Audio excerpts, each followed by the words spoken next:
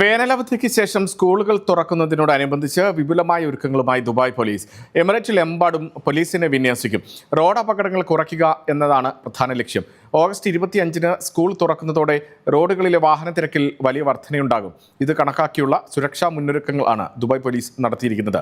മുതിർന്ന ഉദ്യോഗസ്ഥരടക്കം 750ഓളം സേനാംഗങ്ങളെയാണ് എമിറേറ്റിൽ വിന്യസിച്ചിരിക്കുന്നത്. 250ഓളം police patrol സംഘങ്ങളും ഉണ്ടാകും. സുരക്ഷ ഉറപ്പാക്കുന്നതിന് കുതിര പോലീസും മോട്ടോർ സൈക്കിൾ പട്രോളിങ്ങും നിരത്തിലുണ്ടാകും.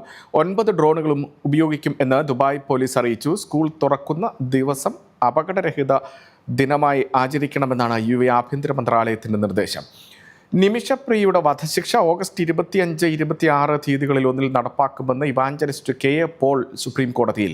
നിമിഷപ്രിയയുമായി ബന്ധപ്പെട്ട് മാധ്യമങ്ങളിൽ വാർത്ത വരുന്നത് തടയണമെന്നാവശ്യപ്പെട്ടാണ് ഇവാഞ്ചലിസ്റ്റും ഗ്ലോബൽ പീസ് ഇനിഷ്യേറ്റീവ് സംഘടനാ സ്ഥാപകനുമായ ഡോക്ടർ KA പോൾ സുപ്രീം കോടതിയെ സമീപിച്ചത്. 3 ദിവസം ഇത് സംബന്ധിച്ച വാർത്തകൾ നൽകരുത് എന്നാണ് ആവശ്യം.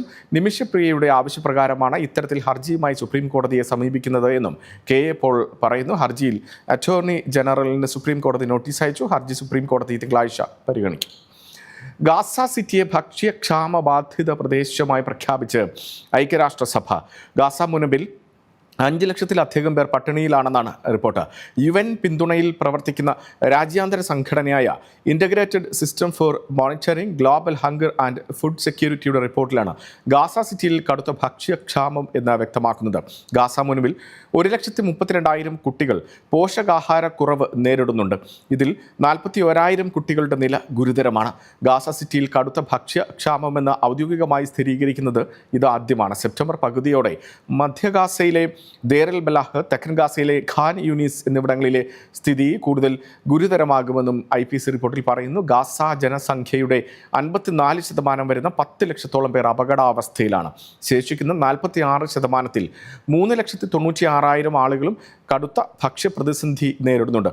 ഒരു പ്രദേശത്ത് 20%-ലധികം ജനങ്ങൾ പട്ടിണിയിൽ ആയാലാണ് IPC ക്ഷാമബാധിത പ്രദേശമായി പ്രഖ്യാപിക്കുക.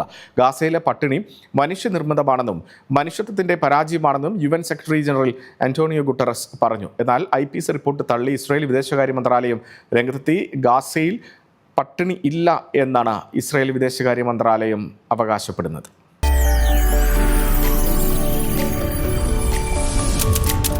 NTV UAE to the world.